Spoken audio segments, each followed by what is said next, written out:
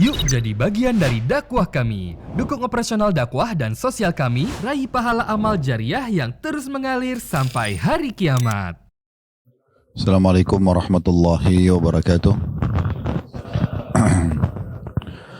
Alhamdulillah, dua susunan kata yang mulia dan suci yang selalu kita ucapkan kepada Zat yang maha mulia dan maha suci, Allah subhanahu wa ta'ala. Sebagai seorang muslim, kita tentu sangat menyadari dan meyakini Alhamdulillah adalah kalimat syukur, berterima kasih kepada Allah subhanahu wa ta'ala atas semua nikmat yang sudah Allah berikan kepada kita.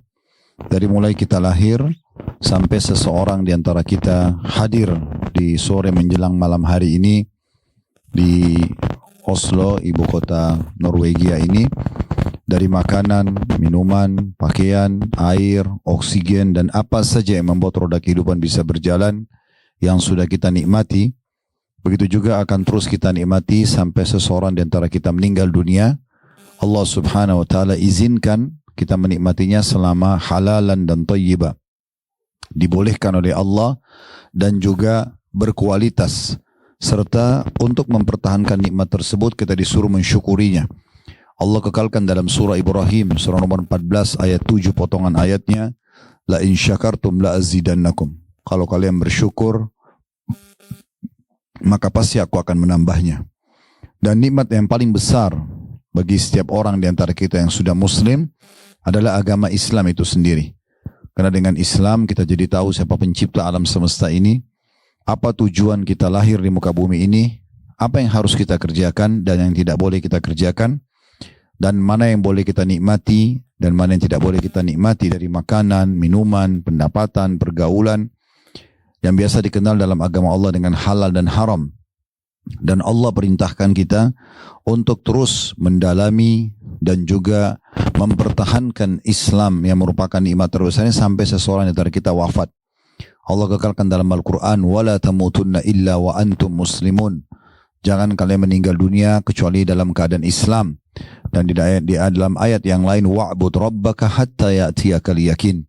Sembahlah Tuhanmu sampai datang kepadamu kematian.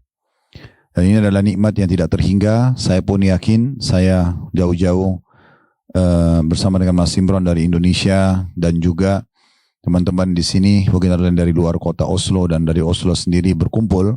Kita meluangkan waktu kita, meninggalkan aktivitas kita, duduk sejenak untuk mendalami Islam dan iman kita. Dan ini nikmat terbesar yang harus kita pertahankan. Dan para sahabat Nabi, ridwanullahi alaihim, saking semangatnya mempertahankan ini dan terus mempelajarinya, sampai mereka setiap kali ketemu dan akan berpisah, walaupun hanya bertemu di waktu sholat, kemudian berpisah sesudah sholat wajib misalnya, mereka mengucapkan satu sama yang lain, ta'al nu'minu sa'ah. Ayo kita tambah iman kita sesaat. Walaupun mereka hanya saling mengingatkan surah Al-Asr saja. Wal Asr, demi waktu kalian yang sangat terbatas di dunia, innal insana lafi khusr.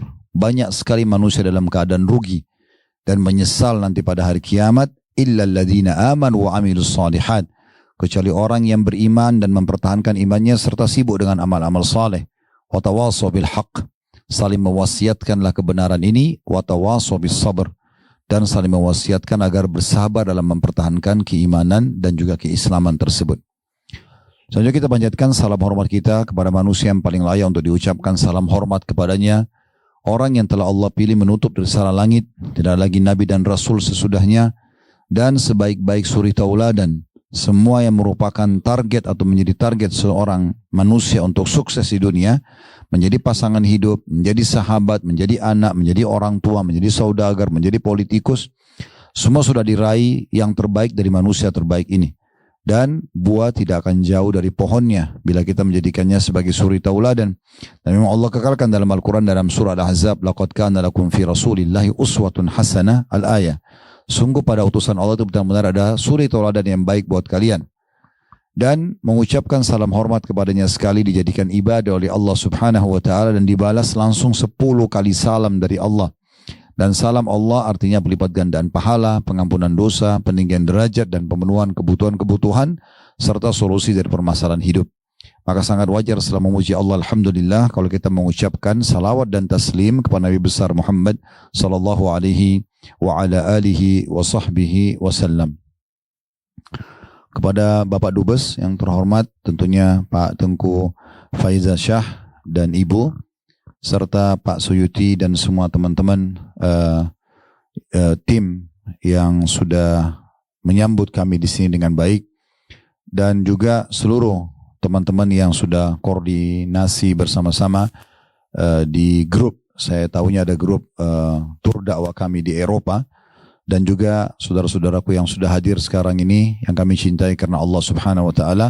Saya hanya bisa mengucapkan jazakumullahu khairan. Terima kasih telah meluangkan waktu untuk dakwah ini tentunya, dan semoga Allah ikhlaskan niat dan dijadikan sebagai tambahan pahala buat kita semuanya. Dan saya mengajak diri saya dan juga Bapak Ibu sekalian di awal-awal majelis kita untuk kembali mengingat keutamaan majelis ilmu. Memang agama kita adalah agama ilmu. Ya, tidak ada hari tanpa ilmu bagi seorang muslim.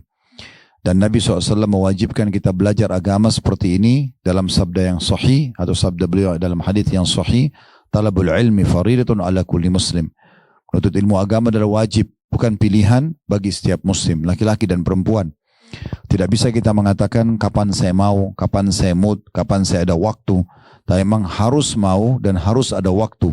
Karena kalau tidak, Allah akan tanya nanti pada hari kiamat, aku telah turunkan syariat untuk kamu pelajari, jadikan sebagai panduan hidup, apakah kamu sudah pelajari atau tidak?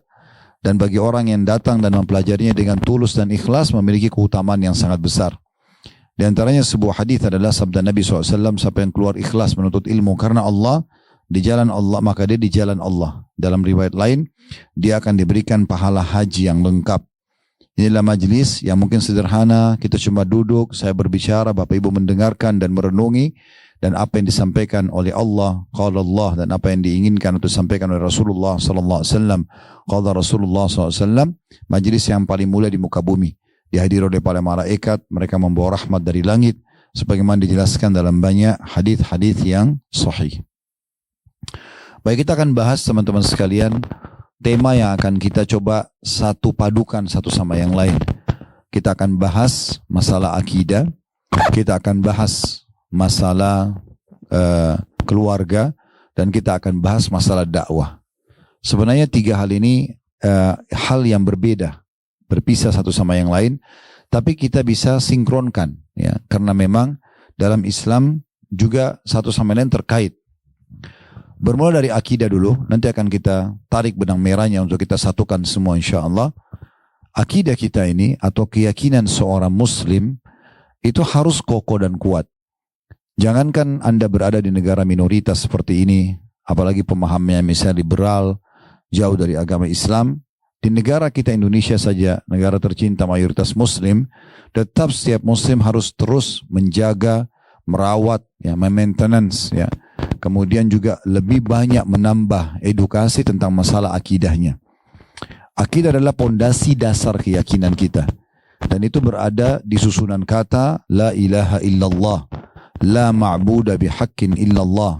Tidak ada Tuhan, pencipta, penguasa, pemilik, semua yang ada di alam semesta ini terjangkau atau tidak terjangkau oleh mata kita. Di langit misalnya, bintang-bintang gemerlapan seperti malam ini misalnya, atau bulan yang terlihat, kemudian pergantian siang malam, burung yang berterbangan, awan yang kemudian turun hujan juga darinya, yang terjangkau oleh mata atau tidak terjangkau oleh mata kita masih banyak. Para ilmuwan mengatakan benda-benda di langit yang belum bisa dijangkau oleh manusia karena keterbatasan alat dan juga mata mereka. Begitu juga di bumi, apapun yang terjangkau oleh mata kita, misalnya kita melihat manusia dengan berbagai macam warna kulit, paras wajah, postur tubuh, jenis kelamin, bahasa, karakter, dan segala macam hal. Yang kita juga bisa misalnya hewan-hewan, dari semut, serangga yang kecil sampai ke gajah yang besar misalnya, dengan sistem pencernaannya, pertahanannya, dan segala macam, dan jumlahnya yang sangat banyak, melimpah gitu kan, dan terus saja populasinya ada. Begitu juga dengan tumbuh-tumbuhan yang kita lihat dari buah-buahan, sayur-sayuran, dan pohon-pohon yang lain yang mungkin tidak ada buah dan tidak jadi sayuran, tapi berfungsi mungkin menyerap air dan segala macam hal fungsi-fungsi dari tanaman ini, dan yang tidak terjangkau oleh mata kita, seperti misalnya perasaan-perasaan kita sendiri. Kita merasakan lapar, haus, capek, sedih, senang, benci, suka. Semua ini bisa kita rasakan tapi tidak nampak dengan mata kita. Dan ini sekaligus juga sebagai sebuah argumen yang menarik kalau disampaikan kepada orang-orang ateis. Kalau tidak semua yang tidak nampak dengan mata itu tidak ada. Karena mereka mengatakan Tuhan tidak ada karena tidak nampak. Mereka maunya semua yang nampak itu baru diimani atau diyakini adanya.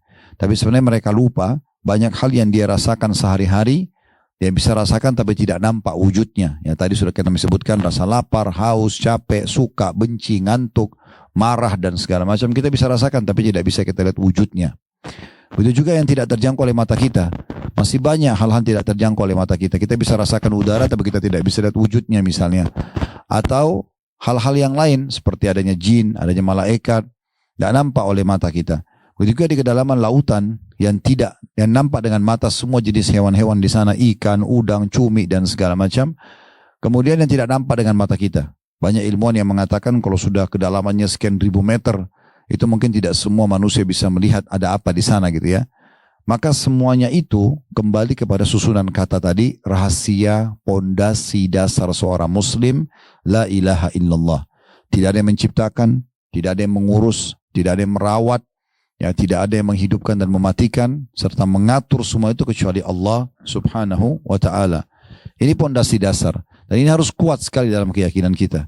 Kalau kita sedang nikmat, lagi banyak yang kita rasakan seperti sekarang misalnya badan kita lagi sehat, terbukti kita bisa datang dalam pengajian ini, ada makanan, ada minuman dan segala macam hal, yakinlah dalam pondasi dasar akidah seorang muslim yang ciptakan kita Allah, yang ciptakan nikmat itu Allah, yang bisa pertahankan hanya Allah. Dan juga kalau sedang ada ujian, sakit, gangguan orang, yang ciptakan kita Allah, yang ciptakan ujian itu Allah, yang bisa menyelamatkan kita dan mengeluarkan kita adalah hanya Allah. Maka seorang muslim hanya selalu bergantung, manja, memohon kepada Tuhannya Allah Subhanahu wa ta'ala. Makanya Nabi Muhammad SAW bersabda, mintalah kepada Tuhan kalian Allah walaupun sampai tali sendal kalian. Di masa dulu, sampai sekarang mungkin tali sendal atau sepatu itu murah sekali ya. Sendal seseorang itu potongan kulit yang dikeringkan lalu dijadikan di pelapis telapak kaki bawah. Seperti mungkin sekarang banyak menggunakan karet misalnya. Kemudian di bagian atasnya dari seluruh kaki itu diikat dengan tali. Nah tali sendal ini dianggap murah sekali. Nabi SAW mengajarkan kepada kita pondasi dasar akidah. Mintalah kepada Tuhan kalian walaupun sampai tali sendal kalian. Dan ini memang harus kita tanamkan dalam diri kita. Sehingga seorang muslim tidak akan pernah takut kecuali kepada Allah. Tidak akan memohon kecuali kepada Allah.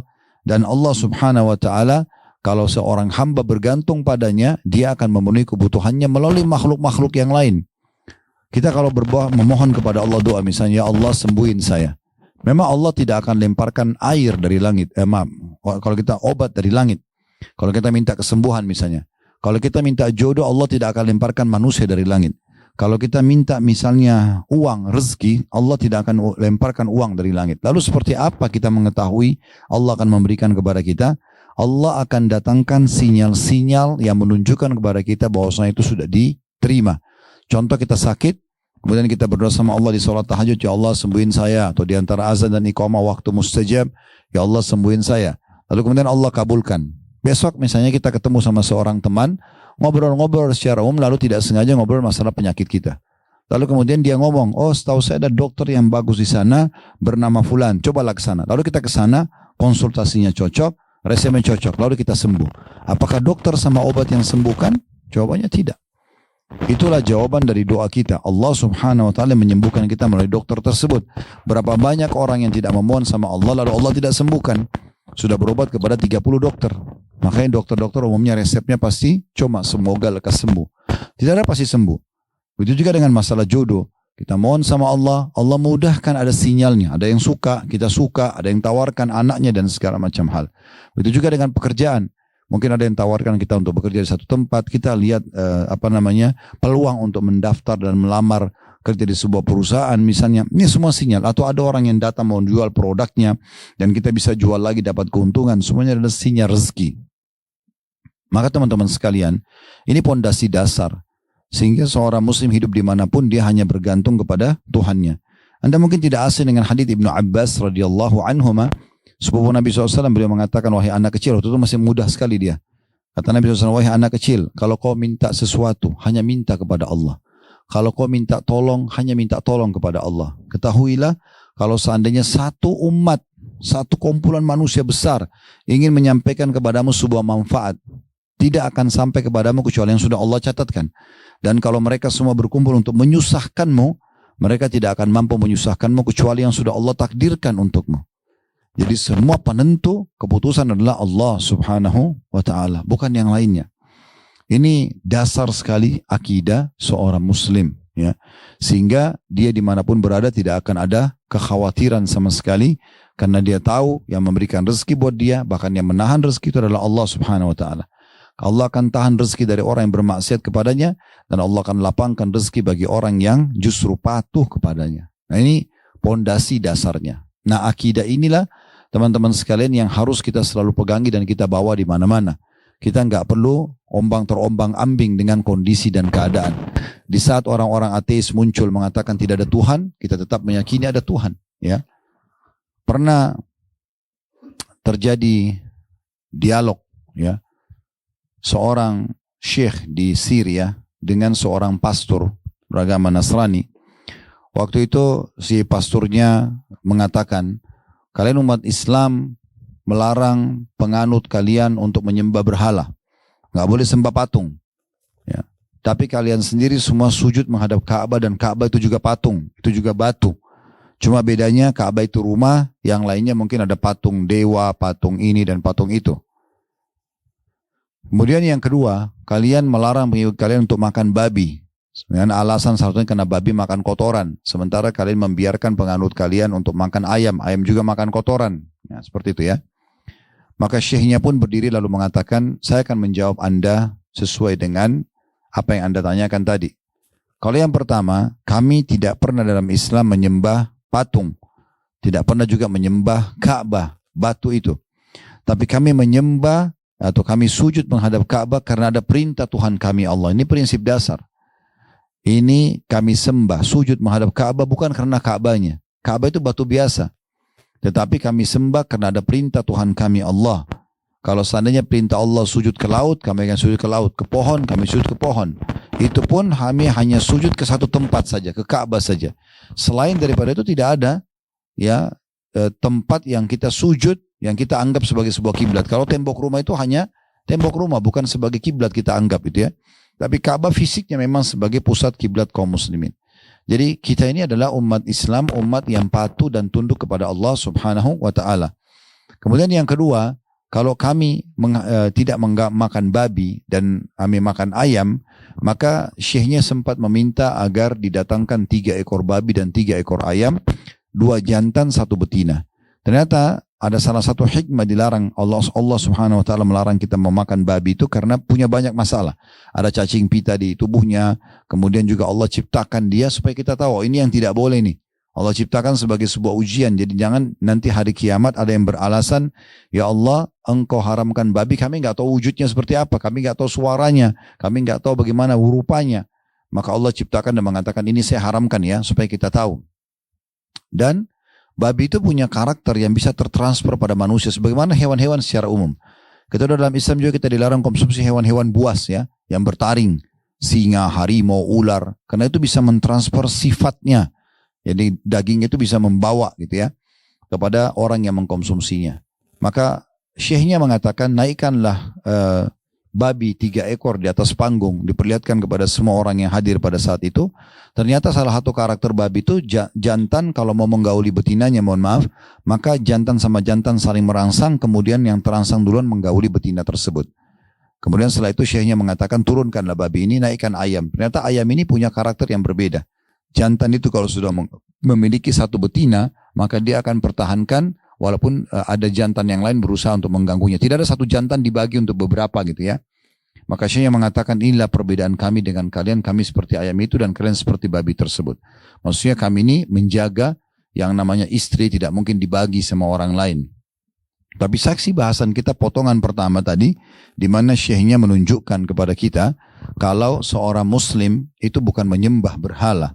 tetapi dia menyembah kepada Allah subhanahu wa ta'ala. Untuk menguatkan perkataan Syekh ini, ada sebuah riwayat tentang Umar bin Khattab radhiyallahu anhu, di mana beliau, Bapak Ibu sekalian, pernah tawaf, dan kebetulan Umar bin Khattab itu sangat tinggi besar.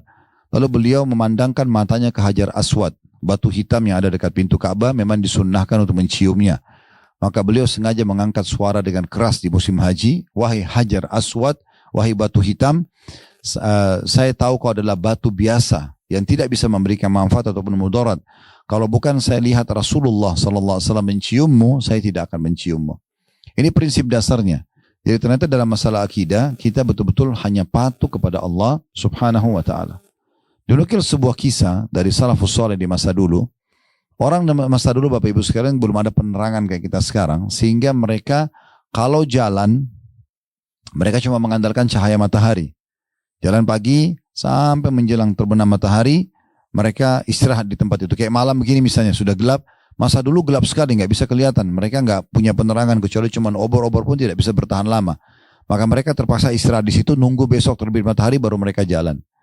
Orang ini yang jadi tokoh kita, yang jadi bahasan kita. Walaupun memang dalam kisah tidak disebutkan namanya, tapi dinukil kisah sahih.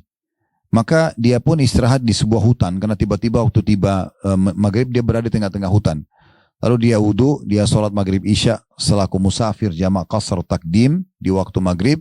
Dia jamak digabung maghrib dan isya, di takdim dimajukan di waktu maghrib, dan di qasar dipangkas isyanya menjadi 2 rakaat. Kemudian beliau pun sholat, lalu dia istirahat. Setelah di awal malam, kalau kita sekarang jam 10 malam, ya, jam 11 beliau bangun, lalu kemudian dia bilang, "Saya wudu dan saya sholat." Pas saya selesai sholat tahajud 2 rakaat, batu mau berdiri 2 rakaat selanjutnya, setelah salam di 2 rakaat pertama, tiba-tiba saya melihat ada seekor harimau yang meraung dengan keras di depan saya. Maka saya pun waktu itu berpikir sederhana. Saya tidak mungkin bisa mengalahkan harimau ini. Kalau saya lari dia lebih cepat, kalau saya juga melawan dia lebih kuat. Maka yang muncul adalah akidahnya, keyakinannya. Maka dia pun mengatakan pada harimau tersebut, "Kalau seandainya Allah yang memerintahkan kamu untuk memakanku, aku tidak akan melawan. Tetapi kalau seandainya Allah atau kalau seandainya kau hanya datang untuk mengganggu ibadahku dengan Allah yang telah menciptakanku dan menciptakanmu, maka aku akan minta kepada Allah untuk membinasakanmu." Maka tiba-tiba harimau tersebut menutup kembali mulutnya, dan akhirnya menundukkan kepala dan meninggalkan orang soleh ini. Jadi harimau pun yang buas, manusia pun yang kejam misalnya, cuaca badai pun yang mengecam misalnya. Ya, semua itu teman-teman ada penciptanya Allah. Kita semuanya ini di muka bumi terjangkau dengan mata kita adalah makhluk Allah. Semua itu untuk kepada Allah subhanahu wa ta'ala. Tidak ada yang mustahil untuk Allah bisa selamatkan kita dari apapun yang kita khawatir, atau kita mendapatkan apapun yang kita inginkan selama Allah subhanahu wa ta'ala yang izinkan. Makanya kita dalam Al-Quran diceritakan, "Qul inna salati wa nusuki wa mahyaya wa mamati lillahi rabbil alamin." Katakan, hai Muhammad, semuanya, sembelihanku, hidupku, matiku, semuanya itu ya untuk Allah subhanahu wa ta'ala. Dan terlalu banyak kisah berhubungan dengan masalah ini tentunya dalam masalah pondasi dasar akidah. Tapi kalau kita mau sempurnakan bagian pertama ceramah kita tentang masalah akidah ini, perlu Bapak Ibu tahu 13 tahun masa dakwah Nabi Muhammad SAW di Mekah, itu 10 tahun pertama belum ada perintah zakat, puasa Ramadan, haji, jihad. Bahkan sholat 5 waktu itu disyariatkan di tahun 11 masa kenabian. Lalu pertanyaannya, atau terjadi Isra Mi'rajnya, apa yang Nabi SAW dakwakan di fase Mekah? Kalau Bapak Ibu kembali kepada ayat-ayat Al-Quran yang dikenal dengan surah-surah Makkiyah, surah-surah yang turun di Mekah dikenal dengan Makkiyah, itu umumnya bicara tentang umat-umat sebelum kita, tentang kematian, tentang kuburan, tentang surga dan neraka, hari kebangkitan. Semua itu untuk menyadarkan orang memang ada Tuhan Allah yang mengatur semuanya. Dan bagaimana Nabi Muhammad SAW menepis persepsi orang-orang Quraisy yang menganggap patung-patung yang mereka pahat sendiri, mereka bentuk sendiri itu adalah sebagai Tuhan mereka. Maka itu yang diajarkan Nabi SAW. Sehingga lahirlah figur-figur Abu Bakar, Umar, Uthman, Ali, Talha, Zubair, dan banyak sahabat-sahabat Nabi lain ridwanullah alaihim yang sangat kokoh akidahnya. Yang mereka betul-betul luar biasa terjaga keyakinannya kepada Allah subhanahu wa ta'ala. Saya ingin sempurnakan bagian pertama kita ini, dan kita akan pindah sesudahnya kisah ini dengan bagian kedua, yaitu tentang masalah keluarga, dan juga nanti kita masuk bagian ketiga masalah dakwah yang akan kita sinkronkan satu sama yang lain insya Allah. Kita pernah dengar tentang Isra dan Mi'raj. Tidak asing, Isra berjalan malam hari yang Allah ceritakan atau namakan surah nomor 17 dalam Al-Quran, surah Al-Isra. Nabi SAW jalan dan betul-betul benar terjadi itu dari Masjidil Haram ke Masjid Aqsa. Ya, kemudian beliau Mi'raj ke langit, naik ke langit untuk menerima perintah 5 waktu sholat. Teman-teman sekalian, kejadian ini spektakuler sekali. Karena Nabi gambarkan dalam hadis-hadis yang sahih riwayat Bukhari, datang kepadaku malaikat, kemudian membawa seekor kuda yang bernama Burak dan memiliki 2 ekor sayap. Tidak ada kuda yang punya sayap, kita tidak pernah lihat itu. Tapi nanti kita lihat ya, bagaimana kekuatan akidah seorang Abu Bakar yang bisa membuat satu kota Mekah yakin ini betul-betul terjadi. Di masa itu ya belum ada media. Kalau kita sekarang ada media, bisa kita tonton, bisa kita lihat ada pesawat, ada pesawat luar angkasa. Kita masih banyak hal yang bisa akal sehat kita menangkap, oh ini mungkin bisa terjadi, gitu kan. Tapi di masa itu bangunan rumah masih dari tanah liat, dan masih sangat sederhana sekali. Belum ada transportasi, belum ada alat komunikasi dan segala macam. Maka Nabi SAW ceritakan begini. Saya ringkaskan karena riwayatnya panjang. Datang kepadaku malaikat, kemudian membawa seekor kuda yang bernama Burak, memiliki sayap. Lalu saya menungganginya. Dimanapun mata kuda itu melihat, kakinya sudah tiba di sana. Sampai saya tiba ke Aqsa. Masjid Aqsa. Aqsa artinya jauh. Masjid yang jauh, karena jauh dari Mekah. Di masa itu, orang kalau mau dari Mekah ke Palestina, itu kalau orang menggunakan menunggangi kuda yang paling kuat, dan yang memicu kuda itu laki-laki yang paling sehat, itu harus 1 bulan non-stop memicu kudanya, tidak istirahat. Kalau dengan istirahat bisa 1,5 bulan, gitu kan. Jadi bukan tempat yang dekat, makanya dikatakan Masjid Aqsa. Dan nama lainnya adalah Baitul Maqdis, Masjid Ilya. Cukup banyak nama-nama Baitul atau Masjid Aqsa itu. Intinya Nabi SAW bilang, saya tiba di Aqsa. Kemudian pada saat tiba di Aqsa, saya pun mengikat tali kekangan Burak di tempat yang biasa nabi-nabi mengikatnya. Lalu saya menemukan ruh para nabi-nabi sedang menungguku. Lalu aku mengimami mereka sholat. Ini semua hal yang tidak masuk akal nih, gitu kan? Kuda bisa terbang, bersayap, terus tiba di Aqsa, perjalanan 1 bulan, waktu itu kecepatan tinggi, ini 1 malam pulang pergi lagi. Terus tiba di sana, sholat mengimami ruh nabi-nabi yang sudah meninggal. Lalu beliau mengatakan, saya pun mi'raj ke langit. Lalu diceritakan oleh Nabi SAW keajaiban yang luar biasa. Kisah panjang lebar. Jenis siksa kubur, orang berzina diapakan, orang yang riba diapakan, orang yang ini, dan itu banyak jenis-jenis siksa kuburan. Ini saya tidak sebut semua riwayatnya, karena ini cukup panjang. Dan saya ingin titik beratkan poin terakhir, bagaimana keyakinan dan akidah Abu Bakar membuat satu kota Mekah yakin Isra Mi'raj itu terjadi. Bapak Ibu sekalian, setelah selesai semuanya perintah 5 waktu sholat, naik ke langit. Tentu di langit Nabi ketemu, langit pertama ketemu sama Nabi ini, langit kedua sampai langit ke-7 ketemu dengan Nabi Ibrahim AS. Langit ke-6 Nabi Musa, langit ke-7 Nabi Ibrahim. Lalu Nabi Muhammad SAW naik Sidratul Muntaha lalu menerima 5 waktu sholat. Ini ceritanya panjang. Lalu Nabi SAW balik lagi ke Baitul Maqdis, lalu kemudian kembali ke Mekah. Di tengah jalan, Nabi SAW sempat melihat ada kafilah dagang Quraisy. Jadi ada orang-orang, kafilah itu kelompok orang, lebih dari 3 orang menunggangi unta atau kuda, lebih daripada itu, dinamakan kafilah. Nah, waktu itu Nabi SAW ada kafilah dagang Quraisy, kebetulan mereka kehilangan unta mereka. Dan Nabi SAW lihat dari atas. Maka Nabi pun berbicara dari atas mengatakan, hai Quraisy, unta kalian ada di lembah fulan. Karena Nabi lihat dari kejauhan ada unta itu. Ambillah. Lalu orang-orang Quraisy tidak tahu, mereka tidak akan tentu suara dari mana, lalu mereka mengikuti panduan suara Nabi dan mereka menemukan unta tersebut. Pulang Nabi SAW ke Mekah. Subhanallah, beliau jalan di malam hari, pulang sebelum subuh, menjelang subuh. Nabi SAW tiba di Mekah, betul-betul terpelangah dengan kejadian ini yang spektakuler luar biasa gitu kan, terbang gitu. Kita aja mungkin kalau di masa itu ada pesawat, mereka anggap aneh pesawat itu. Apalagi kuda bersayap gitu ya. Maka Nabi SAW duduk di depan Ka'bah sambil merenung kejadian tersebut. Lewatlah musuh terbesarnya Islam, Abu Jahal. Ya, Abu Jahal ini namanya Amr bin Hisham. Dia termasuk tokoh Mekah dan orang cerdasnya Mekah. Tapi dinamakan Abu Jahal karena dia dulu pernah sering mendengarkan ayat Al-Quran dan dia tidak beriman. Sampai teman-temannya pada bilang, kalau kau beriman kami akan beriman. Nah, tapi karena dia ngotot, dia nggak mau beriman, dia mengatakan, dari dulu suku Muhammad itu bersaing sama sukuku. Kalau mereka siapkan makanan minuman untuk jemaah haji, sukuku juga lakukan. Kalau suku Muhammad menyiapkan pasukan untuk bela Mekah, maka sukuku juga lakukan. Tapi sekarang dari suku Muhammad keluar Nabi, di sukuku tidak ada, maka aku tidak akan beriman kepadanya agar sukuku tidak kalah. Hanya karena itu. Maka Nabi sebutkan namanya dengan Abu Jahal, bapaknya orang-orang bodoh, gitu kan? Yang jelas Abu Jahal ini lewat depan Nabi SAW, lalu dia mengatakan, hai Muhammad, ada apa? Seakan-akan dia bilang gini, ada apa kamu? Kenapa kamu melongo-longo seperti ini? Ya, Nabi SAW sedang merenung kejadian tersebut sambil lihat ke Ka'bah. Maka Nabi SAW dengan polosnya menyampaikan, Bapak Ibu sekalian, telah datang kepada saya malaikat membawa seekor kuda bersayap namanya Burak, dimanapun matanya melihat kakinya sudah sampai di sana. Diceritakan panjang lebar kepada Abu Jahal sampai tiba di Aqsa, ngimamin nabi-nabi, mi'raj ke langit. Ketemu lagi sama ruh nabi-nabi di atas, diperlihatkan siksa dan nikmat kubur. Kembali lagi ke Aqsa, kembali lagi ke Mekah. Abu Jahal ini teman-teman sudah lama mau mencari kekurangan Nabi SAW. Tapi setiap kali dia berusaha selalu gagal. Tapi dia bilang, ini sekarang waktunya. Dia bilang, hai Muhammad, apakah kau siap menceritakan ini kalau saya kumpulkan masyarakat Mekah? Kata Nabi SAW, tentu saja.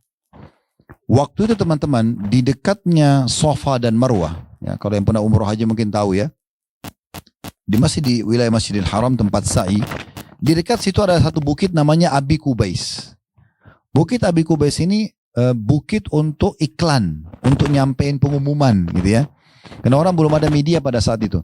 Dan di bukit Abi Kubais tidak boleh naik kecuali orang yang tertentu saja. Tokoh Mekah, ya, atau satu orang yang ditugaskan memang menyampaikan tentang ada pasukan mau nyerang Mekah kah, atau ada tokoh masyarakat yang meninggal. Itu informasi penting. Jadi nggak boleh sembarangan naik di bukit Abi Kubais waktu itu.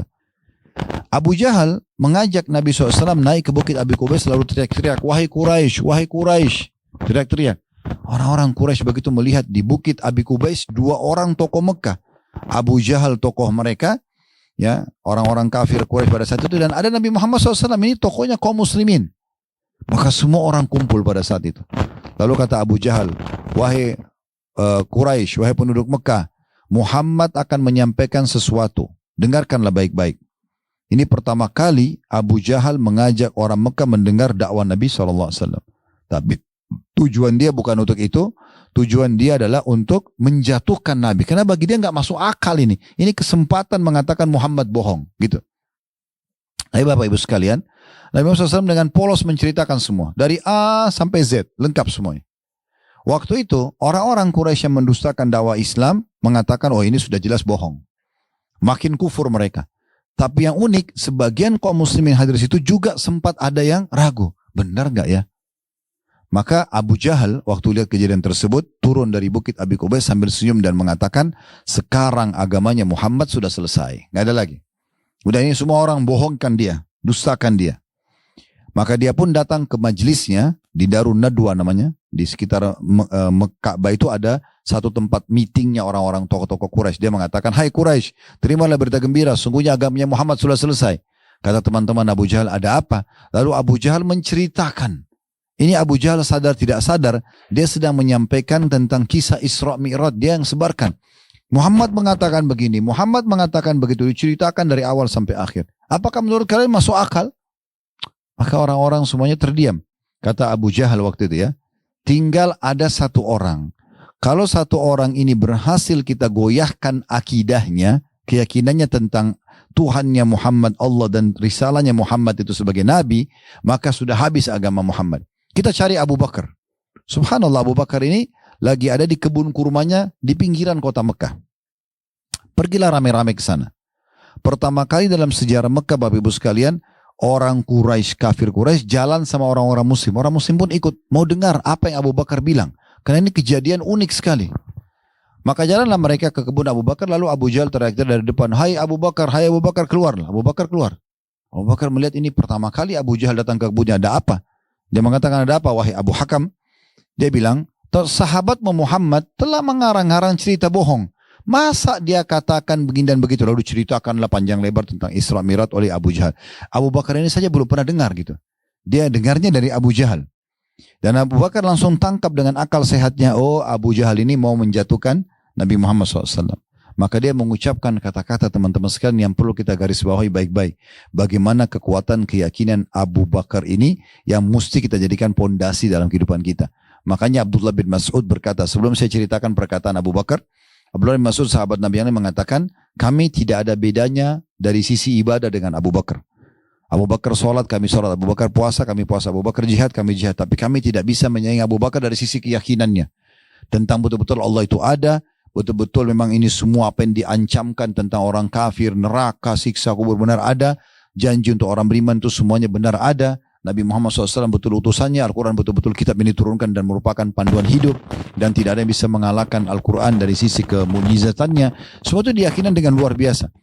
Maka kata Abu Bakar, wahai Abu Jahal, wahai Abu Hakam, ketahuilah, kalau seandainya di depan mata saya ada tembok berwarna putih. Jelas putih nih. Kayak kita lihat dinding ini putih sekarang misalnya. Lalu Muhammad mengatakan, tidak Abu Bakar, itu warnanya hitam. Maka saya akan dustakan mata saya dan saya akan katakan hitam. Jadi Abu Bakar langsung memutus tali upaya Abu Jahal untuk merusak akidah dia. Selesai. Apapun yang kau katakan, tetap saja. Kalau dari Muhammad nih informasinya, kalau depan mata saya tembok putih, Muhammad bilang hitam, saya akan katakannya, mata saya yang salah, dia yang benar. Jadi saking luar biasa, dia mengatakan kebenaran tersebut. Lalu Abu Jahal jadi nggak bisa ngomong, karena memang dia tujuannya untuk merusak akidahnya gitu ya. Maka Abu Bakar mengatakan begini, di mana Rasulullah SAW? Ditanya orang-orang muslim. Kata mereka, di Bukit Abi Kubais. Lagi dikerumuni oleh orang-orang. Abu Bakar lalu jalan. Sambil jalan menuju ke Abi Kubais, Abu Bakar melakukan satu kegiatan yang luar biasa. Beliau teriak-teriak dari jauh, ya Rasulullah, ya Rasulullah. Nabi dengar, Nabi di atas bukit. Lalu dia sambil jalan sambil ngomong, orang-orang semua pada dengar, ya Rasulullah, telah datang ke kebunku Abu Hakam atau Abu Jahal, seraya menceritakan bahwasanya Anda menyampaikan, telah datang kepada Anda malaikat, datang kepada Anda malaikat membawa kuda yang bersayap namanya burak, terbang matanya di mana melihat di situ sampai kakinya, sampai ke Baitul Maqdis, sampai mengikat tali kekangan, sampai mengimami sholat, Mi'raj ke langit, menemu nabi-nabi di langit, terima sholat, kembali lagi, dan kembali lagi ke Mekah. Lalu sambil jalan sampai Abu Bakar bicara. Jadi orang makin dengar nih, oh ternyata ceritanya sudah benar nih, Abu Bakar juga sampaikan. Lalu Abu Bakar naik ke Bukit Abi Kubais, di dekat Nabi dia bilang begini, ya Rasulullah, apakah itu benar? Kami mau dengar langsung dari Anda ini. Maka kata Nabi SAW, iya wahai Abu Bakar. Maka Abu Bakar teriak dengan suara keras, seraya mengatakan, engkau pasti benar. Nabi SAW dibenarkan oleh Abu Bakar. Engkau pasti benar, nggak mungkin salah. Lalu Abu Bakar ingin satu kota Mekah semua yakin itu terjadi. Apa yang dia lakukan? Ini panjang lebar ceritanya, ini sebenarnya intinya. Maka Abu Bakar berkata begini, ya Rasulullah, kami semua di sini tahu Anda belum pernah ke Palestina. Nabi belum pernah ke Palestina, ya. Dan Anda belum pernah melihat Baitul Maqdis. Sekarang Anda katakan Anda sempat sholat di Baitul Maqdis mengimami para nabi-nabi. Di sini ada beberapa tokoh Quraisy yang sering kali setiap berapa bulan sekali ke Baitul Maqdis, belanja ke negeri Syam, balik lagi. Itu selalu. Mereka hafal betul Baitul Maqdis bentuknya, gitu kan. Rupanya masjid itu. Maka tolong ceritakan kepada kami tentang masjid tersebut. Apa kata Nabi Muhammad SAW? Waktu Abu Bakar meminta itu, maka Allah membukakan di depan mataku Baitul Maqdis, sehingga aku bisa menggambarkan kepada mereka jumlah pintunya, jumlah jendelanya, warna-warnanya, semuanya detail. Nabi mengatakan pintunya begini jumlahnya, warnanya ini, jendelanya ada sekian, dan semua yang Nabi ucapkan, orang-orang Quraisy yang hadir di situ yang pernah ke Baitul Maqdis mengatakan Muhammad benar, Muhammad benar. Kalau sekarang teman-teman, biar Anda belum pernah ke Baitul Maqdis, Anda bisa searching, bahkan pakai satelit, Anda bisa lihat, bisa hitung berapa jumlahnya Baitul Maqdis, bisa tahu berapa luasnya, bisa segala macam dengan teknologi yang ada sekarang. Tapi di masa itu bagaimana caranya kalau orang tidak lihat? Maka Nabi waktu rincikan itu dan orang-orang Quraisy kafir-kafirnya ini semua mengatakan Muhammad benar, memang pintunya begitu, memang jendelanya begitu. Orang semua jadi mulai berpikir sekarang, berarti ini benar kejadiannya. Lalu kemudian Abu Bakar waktu lihat kejadian tersebut, ya beliau ingin menyempurnakan keyakinan tadi, ya menyempurnakan. Lalu mengatakan, apakah ada bukti yang lain ya Rasulullah? Kata Nabi SAW, iya. Waktu saya pulang dari Palestina ke Mekah, di tengah jalan ada kafilah dagangnya Quraisy.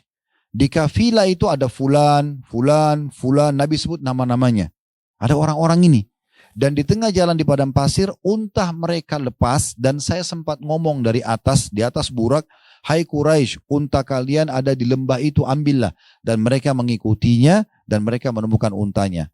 Cirinya, unta yang paling depan kafilah itu, di lehernya ada diikat kain berwarna merah. Dan mereka akan tiba 2 hari lagi.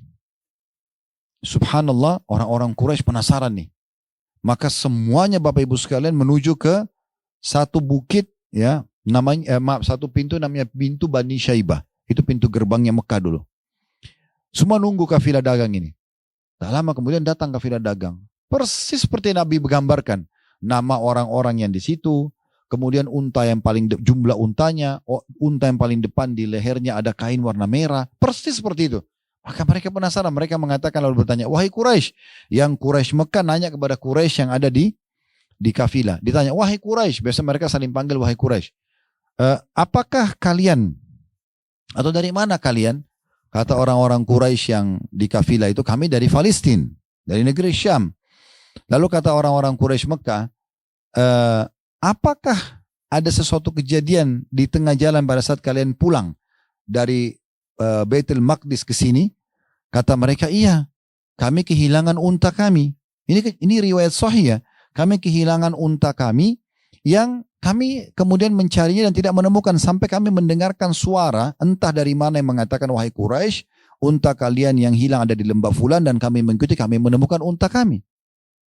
Lalu orang-orang Quraisy semua diam yang di Mekah, yang di kafilah ini bilang, wahai Quraisy, mereka balik tanya orang Quraisy Mekah, dari mana kalian tahu informasi ini? Sementara belum ada satu orang pun di antara kami yang masuk. Maka mereka mengatakan dari Muhammad.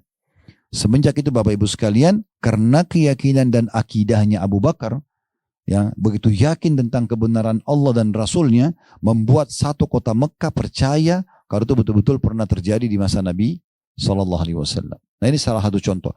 Dan tentu banyak sekali cerita berhubungan dengan masalah pondasi dasar akidah seorang muslim dan tidak boleh ragu tentang keberadaan Allah ini, sudah kami sampaikan. Kami sarankan Bapak Ibu kalau masuk ke YouTube kami, tinggal diklik logonya, cari playlist, di situ ada lebih dari 60 kajian kitab. Ada beberapa ceramah tablik akbar judulnya, diantaranya saudaraku, inilah rahasia rezekimu.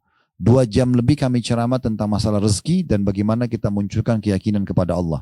Yang kedua ada judul juga di playlist YouTube kami, saudaraku, inilah pondasi agamamu. Itu juga ceramah kami sarankan Bapak Ibu dengar supaya bisa lebih memahami apa yang sedang kami ingin sampaikan masalah akidah ini. Kemudian yang ketiga ada juga ya bahasan tentang kenalilah Tuhanmu kau akan bahagia. Itu cukup banyak kami jelaskan dan paparkan dalil-dalil secara akal dan kisah-kisah nyata tentang orang-orang yang beriman kepada Allah Subhanahu wa taala. Jadi ini poin-poinnya Bapak Ibu sekalian, masalah akidah. Sekarang kita pindah ke masalah keluarga. Nanti kita kolerasikan. Pondasi yang paling kuat bagi seorang muslim ya di dalam kehidupan bermasyarakat adalah keluarga. Dan mungkin kita bisa bahasakan agama yang paling rapi dalam mengatur tatanan rumah tangga ini adalah Islam, keluarga ya. Karena Islam membangun di atas ya hubungan suci. Kita kan diciptakan oleh Allah Bapak Ibu sekalian untuk populasi. Memang untuk perkembangbiakan ya. Tidak akan terjadi kiamat sampai manusia terakhir lahir. Begitulah sabda Nabi SAW. Nanti kalau sudah terakhir, manusia terakhir nanti yang Allah takdirkan, baru ditiup sangkakala. Ya. Jadi memang ini takdir Allah Subhanahu Wa Taala. Allah ciptakan Nabi Adam dan akan lahir semua keturunan sampai yang terakhir nanti. Nah kita memang untuk populasi. Nah cara untuk populasi, laki-laki dibebankan sperma, perempuan dibebankan sel telur. Sperma inti manusia, makanya nasab kepada ayah, karena dia dibebankan sperma itu. Dan sel telur punya ibu, itu kantongnya bayi nanti, makanya diberikan bakti dan khidmah kepada ibu. Dan Allah Subhanahu Wa Taala memberikan kita satu perangkat namanya rasa suka dan syahwat. Cinta dan syahwat. Allah katakan dalam Al-Quran, Zu'ina linnasi hubbus syahawati minan nisa. Allah menghiasi dalam diri laki-laki dan perempuan juga sama. Ada 2 hal, hub, rasa suka, dan syahwat, hawa nafsu. Karena kalau tanpa ada ini, laki-laki tidak akan mau menumpahkan spermanya yang merupakan bibit manusia. Perempuan juga tidak mau menerima sperma dan akhirnya hamil 9 bulan setengah mati sampai melahirkan bayi dan bahkan sampai kadang-kadang mempertaruhkan nyawanya. Tapi Allah hiasi dengan rasa suka ini supaya kita mau ya mengembangkan populasi tersebut. Cuma ada dua cara. Cara yang pertama salah, itu adalah zina. Dan cara yang kedua benar, yaitu nikah. Ya. Dua-duanya sama, pelampiasan. Jadi orang laki-laki mau lihat perempuan, perempuan mau lihat laki-laki, mau mencium, mau memeluk, kemaluan-kemaluan diletakkan, dipertemukan. Semua itu adalah fitrah, memang alami. Tapi cara yang salah adalah zina, cara yang benar adalah nikah. Nah kita dalam Islam diharamkan zina. Sampai Allah mengatakan, wala taqrabuz zina, jangan pernah dekatin zina itu. Lalu kita disuruh menikah. Nah orang kalau menikah Bapak Ibu sekalian, maka akan mendapatkan banyak sekali kelebihan-kelebihan. Pertama karena itu adalah ibadah. Kata Nabi SAW, an-nikahu sunnati, faman ragiba an sunnati falaysa minni. Nikah adalah sunnahku, sampai menolak sunnahku bukan dari golonganku. Jadi kita bisa mendapatkan pahala dengan menikah. Jadi siapapun yang sudah menikah, misalnya yang hadir, mohon maaf, yang sepuh-sepuh bukan menggurui tentunya, tetapi berbagi saja. Saya melihat bahwasanya pernikahan adalah bahtera pahala yang paling besar ya. Kalau kita lagi puasa Ramadan, mulai azan subuh sampai azan maghrib, kita berada di bahtera pahala puasa ya. Walaupun kita duduk, kita ngobrol, kita jalan, kita berada di pahala puasa. Dari mulai azan subuh sampai azan maghrib. Nah, kalau menikah itu, mulai dari awal akad nikah sampai salah satunya meninggal, pahalanya jalan terus. Siapapun yang berstatus suami saja, atau berstatus istri saja, apalagi kalau sampai berstatus ayah dan ibu, ini akan mendapatkan pahala selama mereka berada di bahtera tersebut. Yang penting niatnya karena Allah subhanahu wa ta'ala. Jadi kalau yang pernah nikah, niatnya hanya karena suka, hanya karena faktor umur, hanya karena faktor ekonomi atau faktor-faktor yang lain, maka diubah niatnya agar mendapatkan pahala. Setiap detik dari hidup-hidupnya akan menilai pahala di sisi Allah subhanahu wa ta'ala. Nikah dibolehkan dan boleh pacaran, tapi setelah nikah, dan zina diharamkan, bahkan tidak boleh didekati. Tujuan utamanya agar menjalankan perintah agama dan dapat pahala. Dan yang kedua, mendapatkan ketentraman jiwa. Karena orang kalau menikah, kemudian mereka malam pertama, orang-orang sudah jelas tahu mereka akan biologis, maka biologisnya akan nyaman karena dalam kegembiraan, dan secara medis pun terbukti kalau dilakukan dengan kegembiraan maka akan maksimal. Sperma juga yang bibit manusia akan maksimal, sel telurnya juga akan maksimal, bayi yang lahir manusia nanti juga maksimal. Dan anak yang lahir nanti kalau dua-duanya hamil, keluarganya senang, dua-duanya senang, namanya harum dan anak yang lahir jelas statusnya. Ada hak nasab, jalur nasab kepada ayahnya karena pernikahan sah, ada warisan dan ada kewalihan kalau dia punya anak perempuan yang mau dinikahkan. Tapi kalau zina umumnya dimulai dengan ketakutan-ketakutan. Dan ini mengganggu kualitas sperma dan juga sel telur yang merupakan bibit dan kantong manusia.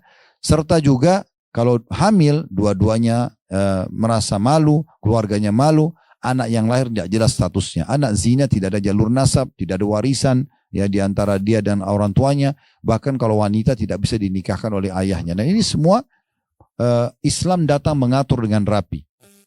Nah, seorang muslim harusnya menjalankan ini karena perintah Allah. Ada hubungannya kalau sama akidah tadi. Kalau kita akidahnya baik dan benar, kita akan menjalankan semua perintah ini termasuk dalam rumah tangga, termasuk dalam bekerja, termasuk dalam berjihad dan segala macam hal. Ini karena Allah subhanahu wa ta'ala, karena kita ingin mengejar pahalanya. Nah, tempat yang paling baik dalam memupuk ya dan memperkuat akidah adalah rumah tangga. Oleh karena itu kita harus melakukan beberapa tips-tipsnya. Yang pertama, Bapak Ibu sekalian, supaya akidah kita benar, kita harus terus belajar, tidak pernah berhenti untuk belajar, mengenal Allah subhanahu wa ta'ala, mempelajari tentang rukun iman, rukun Islam, mendengar pengajian-pengajian. Yang kedua, kita mengamalkan isi ilmu itu. Karena kalau kita sudah dengar tentang sholat, tentang puasa, tentang tutur aurat, tapi kita tidak praktikin, ini berarti akidahnya sangat lemah. Maka dipraktikin. Kemudian yang ketiga, membentuk komunitas. Nah, seperti ini misalnya komunitas Muslim Indonesia misalnya di Norwegia misalnya. Contoh. Nah, ini akan ada komunitas sehingga ada pengajian, ada aktivitas. Semua ini sangat membantu dan kata Nabi SAW, almaru ala dini khalili, sesuai dengan agama temannya atau komunitasnya, gitu kan. Yang keempat, selalu berdoa kepada Allah agar diistiqomahkan dan kokoh dari sisi akidahnya. Nah itu rumah tangganya ya. Sehingga keluarga ini dan rumah tangga ini akan terbangun ya di atas akidah yang benar. Sekarang kita masuk ke bagian yang ketiganya, yaitu masalah dakwah. Dalam Islam teman-teman sekalian, kita bisa dalam mempertahankan akidah kita, dalam menunggangi rumah tangga dan keluarga kita agar kita bisa kokoh dalam akidah, bahkan kita tidak terpengaruh dengan eksternal dari rumah keluar rumah, dan kita bahkan bisa menyebarkan agama Islam itu, kita berdakwah. Nah berdakwah ini adalah tugas semua muslim, karena Allah Subhanahu wa taala berfirman dalam Al-Qur'an, "Wa man ahsanu qawlan mimman da'a ila Allah wa 'amila shalihan wa qala innani minal muslimin." Kata Allah Subhanahu wa taala, tidak ada orang yang lebih baik ya daripada orang yang berdakwah di jalan Allah dan dia beriman pada Allah dan dia mengatakan aku adalah orang-orang muslim. Dan juga Nabi SAW mengatakan balighu anni walau ayat, sampaikan dariku walaupun sebuah ayat saja. Jadi memang kita dalam Islam teman-teman bisa meraih ekstra pahala, ya, meraih kedekatan diri kepada Allah SWT Sang Pencipta, yang tadi kita sudah bahas dalam masalah akidah kita, yaitu dengan bagaimana kita menyebarkan dan mendakwakan kebenaran. Apa saja sudah kita tahu kita sampaikan. Dan tidak usah khawatir apakah orang ini akan terima atau tidak. Itu tidak penting buat kita. Karena dakwah itu tujuannya penyampaian, bukan penerimaan. Contoh misal, teman-teman di sini dalam rumah tangga, kita sudah bangun keluarga muslim. Kita juga sudah ngajar, tekankan diri kita untuk menjaga sholat, tutup aurat, cari pendapatan halal. Anak-anak sudah coba kita nasihatin tentang masalah Islam. Nah ini tidak cukup sampai di situ. Coba ini menjadi sebuah simbol dakwah.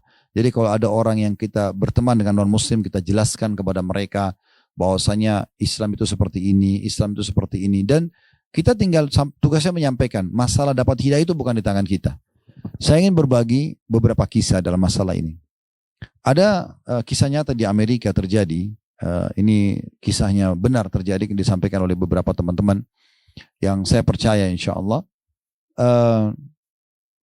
Ada dua orang mahasiswa di Amerika, satu muslim, satunya Nasrani. Dan mereka bersahabat dekat. Bertetangga juga, tinggal di unit apartemen bersebelah-sebelahan. Bertepatan waktu itu bulan Ramadan, dan berada di 10 terakhir Ramadan kebetulan, si muslim ini lagi menikmati nonton cuplikan sholat Isya dan sholat Tarawih di Masjid Haram Mekah. Dia duduk di unit apartemen, lalu dia nunggu, ya. Dia lagi mau dengar tilawah Al-Quran, dia lagi mau lihat orang tawaf. Jadi ada situasi keimanan yang dia ingin raih dari situ. Yang jelas waktu dia lagi nunggu, pas antara azan dan iqamah Isya di Mekah, temannya yang Nasrani bel apartemen dia dari apartemen sebelah. Dibukalah sama dia, lalu disambut. Karena teman dekatnya di sekolah, di kampus. Begitu datang mendekat, lalu duduk sama-sama depan TV. Lalu terjadilah pembicaraan biasa yang tanpa disadari menjadi penyebab masuk Islamnya si Nasrani tadi. Dia yang Nasrani mengatakan begini, apakah itu masjid kalian? Sambil nonton TV, kata si muslim, iya ini masjid kami. Terus apa yang mereka sedang lakukan? Oh mereka sedang menunggu sholat Isya. Itu salah satu sholat yang kami diwajibkan Allah untuk dikerjakan sehari. Dan karena ini Ramadan, ada lagi sholat malam, dikenal dengan tarawih yang akan dikerjakan. Lalu si Nasrani diam. Kemudian si muslim tiba-tiba bilang begini, menurut kamu, mungkin Bapak Ibu kalau yang biasa lihat cuplikan Masjid Haram itu ya, kalau antara azan iqamah masih ada yang berdiri sholat, ada yang berdoa, ada yang jalan, ada yang duduk. Jadi orang masih berserakan lah, aktivitasnya masing-masing. Lalu kata si muslim, menurut kamu berapa jumlah orang-orang itu? Kata si Nasrani, tentu banyak sekali, apalagi di 10 terakhir Ramadan ya, jumlahnya bisa sama dengan haji bahkan lebih banyak gitu. Jutaan orang. Maka kata dia, tentu banyak, ribuan orang. Kata si muslim, itu jutaan orang. Lalu si Nasrani diam. Kata si muslim apa? Kira-kira menurut kamu, berapa lama waktu dibutuhkan untuk mengatur orang sebanyak ini? Kata si Nasrani, oh ini butuh berbulan-bulan bahkan bertahun-tahun. Untuk mengatur mereka supaya mereka semua patuh dengan instruksi gitu. Kata si muslim, saya menjamin kepada kamu, kurang dari 1 menit, dengan 1 instruksi, semua ini bisa rapi dan patuh. Kata si Nasrani, bagaimana ceritanya? Dia bilang, nonton aja, lihat sebentar. Subhanallah, gak lama kemudian iqamah sholat Isya. Kita sudah tahu kalau sudah iqamah, orang-orang semua pada lari masuk ke saf. Ya. Tiba-tiba jadi rapi semuanya. Yang duduk berdiri, yang jalan masuk ke saf. Lalu kemudian imamnya datang dengan 1 instruksi. Ya, istau, luruskan. Tiba-tiba saudara susah. Satu instruksi lagi, Allahu Akbar. Kita tahu sholat. Satu instruksi, satu saja. Semuanya ikut. Enggak ada yang berani melawan dan mendahului imam. Kita tahu kalau dahului imam batal sholat kita. Tapi mereka berbeda penglihatannya. Lalu kemudian imam baca, semuanya dengar. Imam satu instruksi, Allahu Akbar, ruku. Semuanya ruku. Enggak ada yang berani angkat kepalanya mendahului imam. Kalau sudah tahu hadisnya, alhamdulillah ada hadis Nabi SAW, orang yang mendahului imam, kepalanya bisa diubah jadi keledai. Tapi orang Nasrani enggak tahu masalah itu. Kita tahunya ini adalah peraturan sholat. Satu instruksi lagi, Sami Allahu liman hamidah. Semua ikut i'tidal. Tidak ada yang berani membantah imam. Sujud lagi Allahu Akbar. Satu instruksi semuanya begitu. Sampai salam. Selepas salam, karena si muslimin lagi menikmatin sholat tersebut, dia bilang sama temannya yang Nasrani, ini ending daripada ceritanya gitu. Dia bilang, oh maaf, saya tadi karena asyik nonton saya lupa. Dan karena ini bulan puasa, kami puasa, kamu mau saya hidangkan makanan dan minuman apa? Karena dalam Islam boleh saja kita memberikan makan dan minum orang non-muslim, gitu kan? Itu bagian daripada toleransi kita. Yang kita tidak boleh dukung hanya ibadah mereka saja. Yang lain semuanya silaturahim keluarga, kalau kita punya kerabat non-muslim, orang tua tetap kita bakti kalau non-muslim, orang susah mereka kita bantu, tetangga kita jenguk kalau sakit, kita berpartner bisnis, semuanya tidak ada masalah. Yang penting jangan ibadah, karena kalau ibadah lakum dinukum waliyadin, kata Allah. Kalian punya agama, kami punya agama.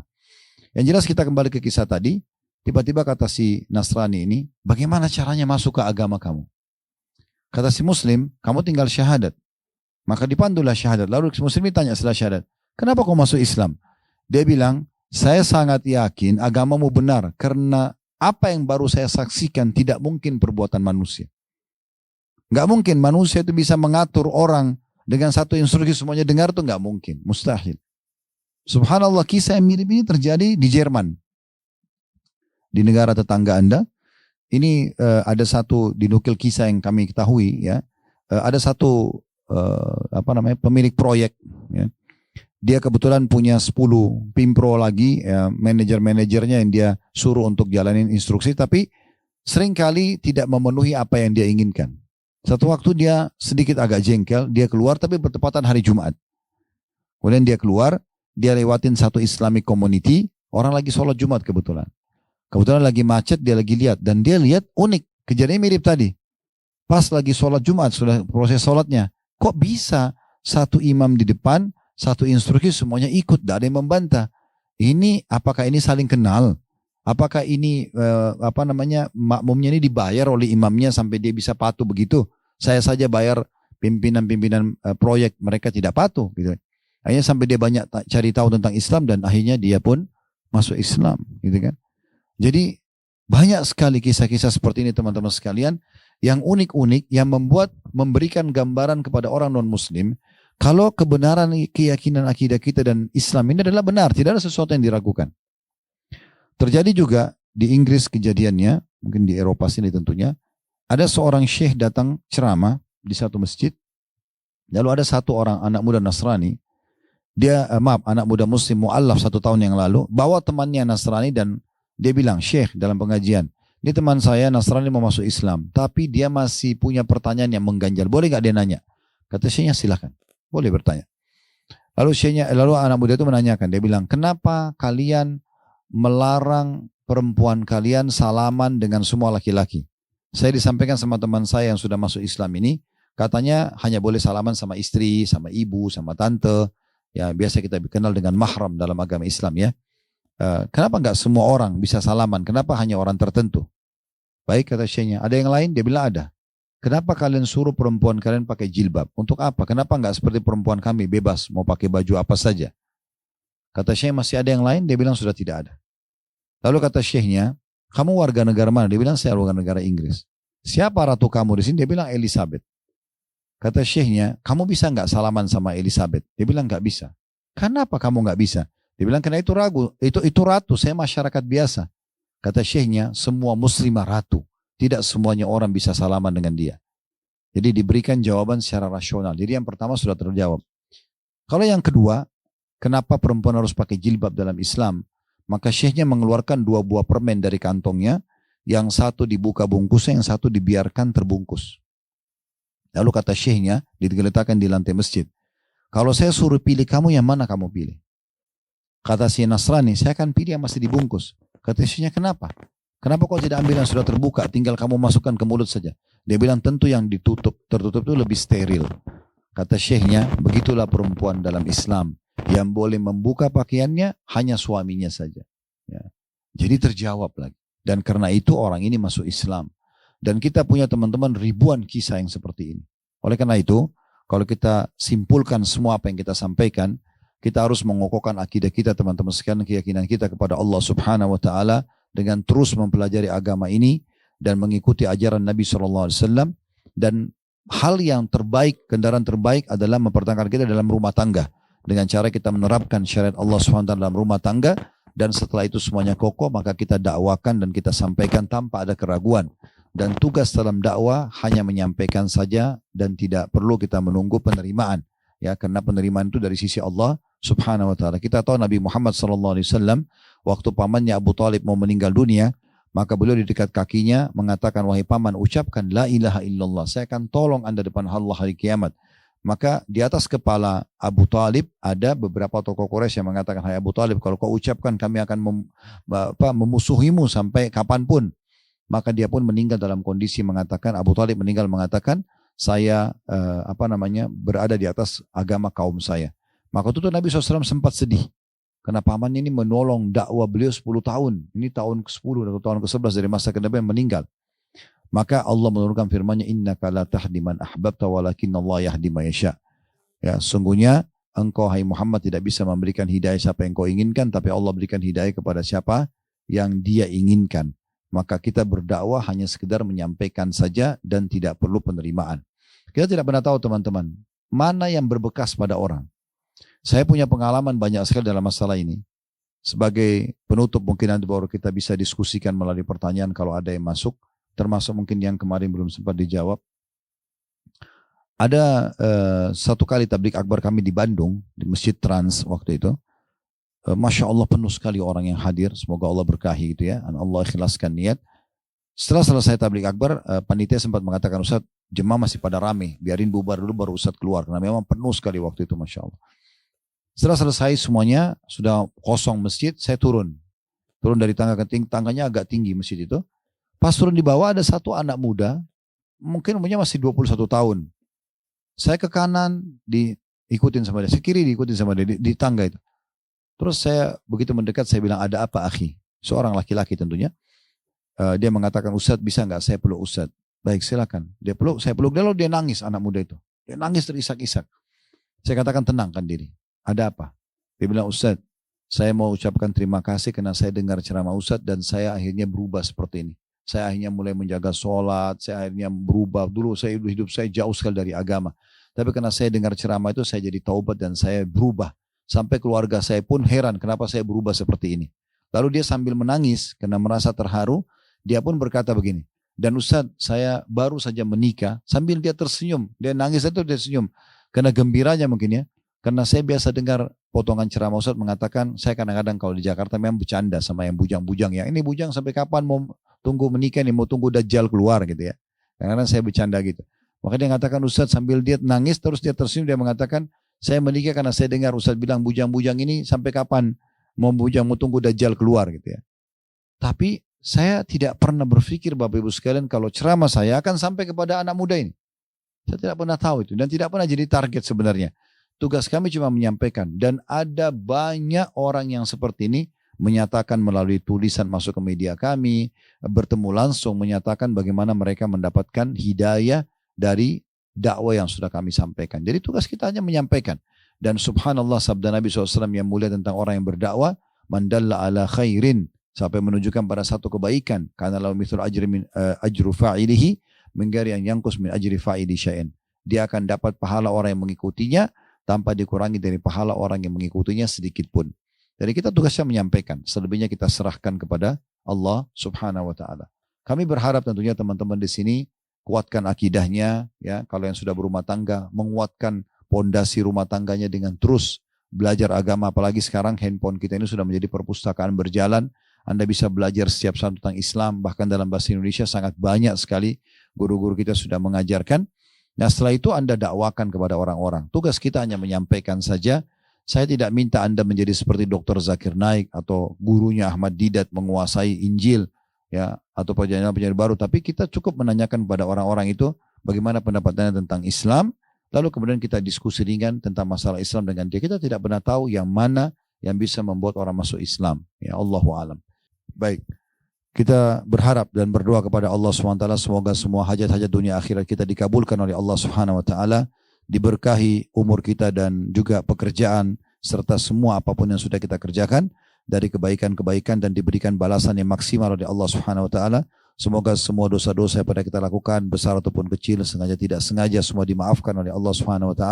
Begitu dengan kedua orang tua kita dan seluruh kerabat kita, bahkan muslimin dan muslimat, mukmin dan mukmin juga yang hidup juga sudah meninggal. Dan semoga Allah selalu jaga negara kita Indonesia menjadi negara yang aman, tentram, damai, dan juga Allah berikan petunjuk para pemimpin menjalankan tugas dan amanah dengan baik. Allah selamatkan negara kita dan pemimpin kita dari segala mara bahaya. Allah jadikan kita juga masyarakat yang selalu gotong royong untuk menjaga kemerdekaan, persatuan dan kesatuan kita.